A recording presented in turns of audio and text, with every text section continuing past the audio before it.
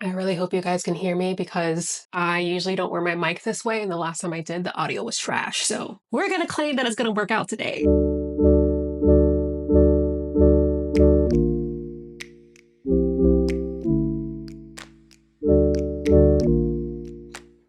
Hello, family, and welcome back to Vibe Check. I am so excited to be back in this kind of reimagined setting. Really, it's just a different corner of my room, but nonetheless, I'm so excited about this rebrand and so excited about this relaunch and so excited to just kind of bring you guys into a different perspective of my world. So I hope that right now we can just kind of get cozy. Maybe you can grab yourself some tea and let's just sit and chat. So I recently came across something that poet and author Yrsa Daley-Ward said on Substack. She posed the question of what would happen if we treated community as an essential nutrient? Whew. I honestly have not been able to shake that question since. Because if you really take a moment to think about it, so much of what we've been taught about wellness makes it feel like it's supposed to be a solo journey. Meditate and journal and do your shadow work and heal yourself and all those things that you hear, all those things that are powerful and necessary work. But what if healing was never meant to be done alone? What if part of the reason why so many of us feel stretched thin and exhausted or untethered is because we've been trying to carry it all ourselves? So I want to invite you to reflect on this for a moment. When you are going through a challenging moment, what is it that you do? What is your first instinct? Do you reach out for help or do you withdraw? Because I feel like so many of us withdraw. Whether we're thinking I'm good, I've got it, I don't want to bother anybody. A lot of us, due to traumas that we've experienced, due to maybe the way that we were brought up in our family, maybe we didn't come up in a family that exercised a lot of closeness or intimacy or vulnerability. Maybe we were taught that needing something, needing support, needing help is weak. There's so many reasons, right? But I think that this contributes to us in our adulthood, in our older age, to not always leaning on our communities for support. And actually, oh my gosh, it was so timely because yesterday, so today is Friday, February 28th that I'm recording this, and I was listening to an episode of Debbie Brown's Deeply Well podcast. I think it's called Healing Our Relationships or something like that. And it's featuring Dr. Thema Bryant. And in the episode, Debbie actually touches upon the fact that loneliness is on the rise. A lot of that does have to do with the fact that there are some of us who have a hard time with vulnerability and intimacy. And we live in a society that glorifies independence as well. So I really do wonder how much of that is just loneliness in disguise. We're always told to be strong, but what if real strength isn't about doing it all alone, but knowing when to lean into the people who can hold us? So, on that note, let me take a sip of my tea because I really want us to sit in that for a moment. So, maybe wherever you are, you just kind of close your eyes and take a deep breath. And I want you to imagine what it would feel like to be held right now, to know that you don't have to do it all alone. Just really allow yourself to sit with that for a moment.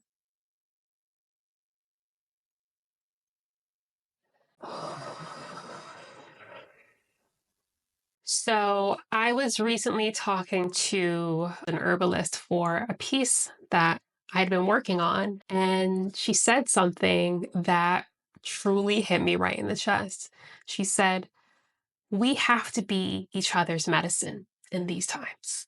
I'm going to say it again. We have to be each other's medicine in these times. And I keep coming back to that because, yes, so much of mainstream wellness frames healing as something we do in isolation.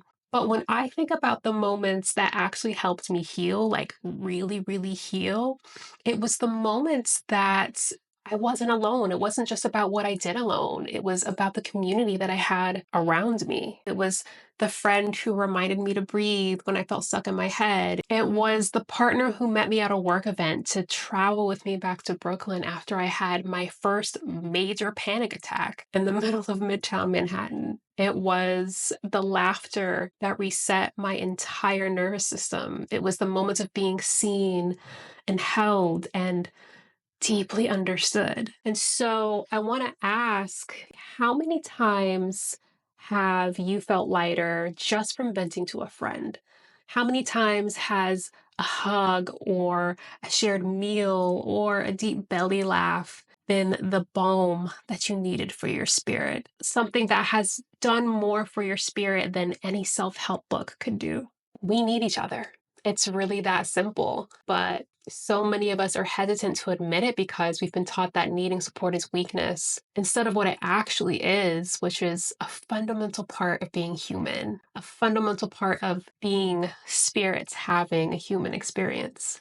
We live in a world that pushes individualism so hard.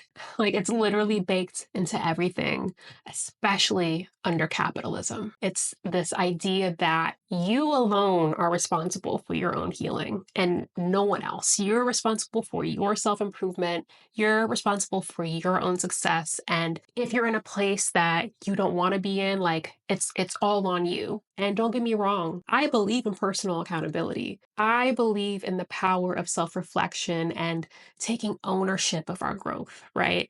I believe the work that we do in solitude is so vital. And as an introvert myself, as a highly sensitive person, I really cherish my solo time because that's where I do all my recharging. That's where I do all my reflection and my introspection, all that stuff. I love the sort of clarity that only comes from being still with myself, away from the noise and away from all the distractions. But there's a reason why prolonged isolation can sometimes make us feel worse. There's a reason why loneliness is literally classified as a public health crisis, as Debbie Brown pointed out, because healing isn't just personal, healing is relational.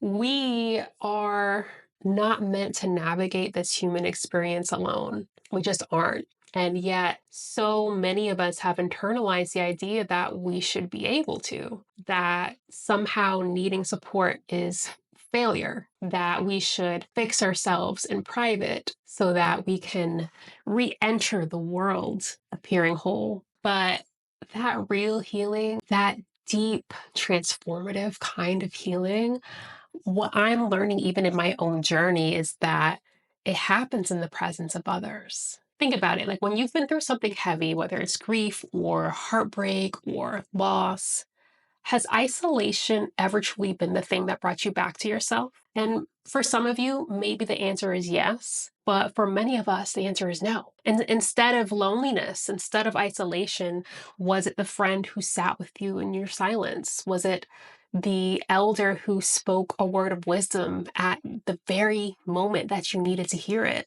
Was it the stranger who reminded you through their kindness that you weren't invisible? I think that when we are disconnected from others, we lose access to one of the most potent sources of healing available to us. The very essence of our well being is shaped by the relationships that we cultivate, by the communities that we build, by the love and the care that we allow ourselves to receive. And yet, so many of us resist this. So many of us block our own blessings. I'm gonna just say it like that. Like, community is such a beautiful thing to have. And if you have people around you who are willing to help, that is a blessing that you really should not block because you deserve that support and you need that support. We all do. But we tell ourselves, like, I don't want to be a burden. I don't want to put this on someone else. Even if they're offering to hold the space, we'll still tell ourselves these things. And we convince ourselves that we should be able to handle our things on our own. But what if we're holding on to the wrong story? So I'm going to get real nerdy for a second. But our nervous systems don't exist in a vacuum. Our nervous systems are wired for connection, and they are constantly tuning into the people and the spaces around us, whether we realize it or not. Some of you may be familiar with this, but it's a process called co-regulation.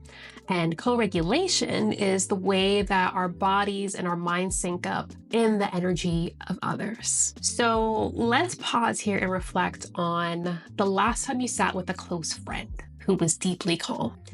And maybe they weren't even saying much. Maybe they were just being. Maybe somehow without effort, your breath slowed, your shoulders softened, and your thoughts that were spiraling just began to settle.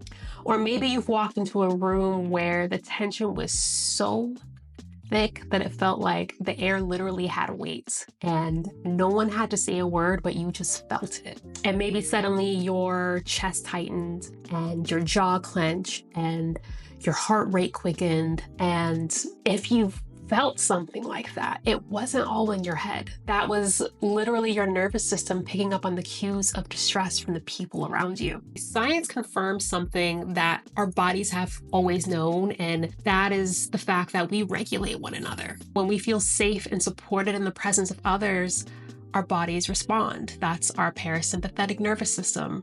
It's the system that's responsible for rest and healing and digestion, restoration, and it's activated. And, simply put, being around the right people has the power to shift us in such transformative ways, moving us out of survival mode and into a state of healing. And I think the most beautiful part of this conversation is the fact that Black and Indigenous and ancestral traditions have long known this. Our ancestors understood that healing was never meant to happen in isolation. They gathered in circles, and they did it not just as a formality, but as a necessity. They sang together. They shared stories. They danced, shaking off the grief and calling joy back into their bodies. Like, so powerful. That's so powerful. And that sort of healing is available to us. And if we look at the context of society today and the ways that we relate, even if we aren't always like gathering around a campfire or something, or gathering in ritual spaces, we still find ways to co-regulate. We feel it in the deep exhale that comes from a long hug, or the way that laughter spreads, or when we're resetting the energy of a heavy day, in the sacred pause of holding our hands during prayer, or in the collective power of marching side by side in protest, in the mutual aid networks that remind us that care is not just a theory, it's a practice. Healing is relational, and it has always been. When we talk about wellness, when we talk about self-care, we really have to expand the conversation beyond just what we do alone. Because the truth is, sometimes the medicine we need the most is each other. And another healer that I spoke to actually said this as well. He said, sometimes community is the healing. Such a simple statement, but it was so profound in the moment that she said it, because it's true.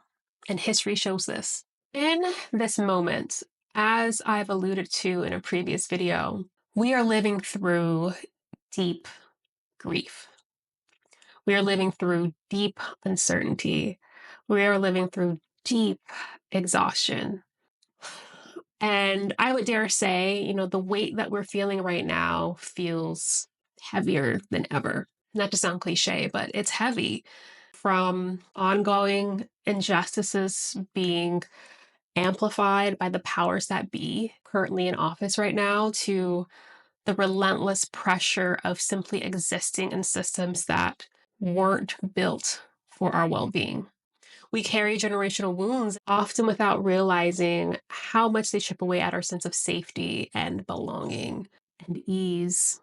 And what happens when we've been struggling for extended amounts of times? We burn out, we shut down, we get tired. When we've been conditioned to believe we have to handle everything alone, eventually our bodies, our spirits, they're going to sit us down. Like I said in my video about fatigue, I think sometimes we internalize the idea that if we're struggling, then it must mean that we're not strong enough or not resilient enough. And that couldn't be further from the truth. we start to think that we're failing at something that was never meant to be an individual task in the first place. And so this video was really about exploring what happens when we let go of that narrative. What if we liberate ourselves from that lie? What if instead of pushing ourselves to be strong alone, we just really softened into support? What if we redefine strength not as the ability to carry it all alone, but as the courage to allow ourselves to be held? What if we recognize that healing is interconnected and that none of us can truly be well unless we're all well? When we come together, when we witness and care for each other, we are not only resisting the systems designed to keep us isolated, but we're remembering, we are reclaiming, we are choosing to heal, not just for ourselves, but for each other. And that is so revolutionary. So I want to leave you with this reflection. What would it look like if you treated community as an essential part of your well-being? And what's one way that you can lean into connection this week? For me, I am actively unlearning the belief that I have to do everything on my own, that I have to carry it all, that I can only lean on myself, or that needing support or not always having it all together is somehow something to be ashamed of. And instead, I'm reminding myself that I don't have to be strong all the time. I just have to be open. Because if there is one thing I know, it's this.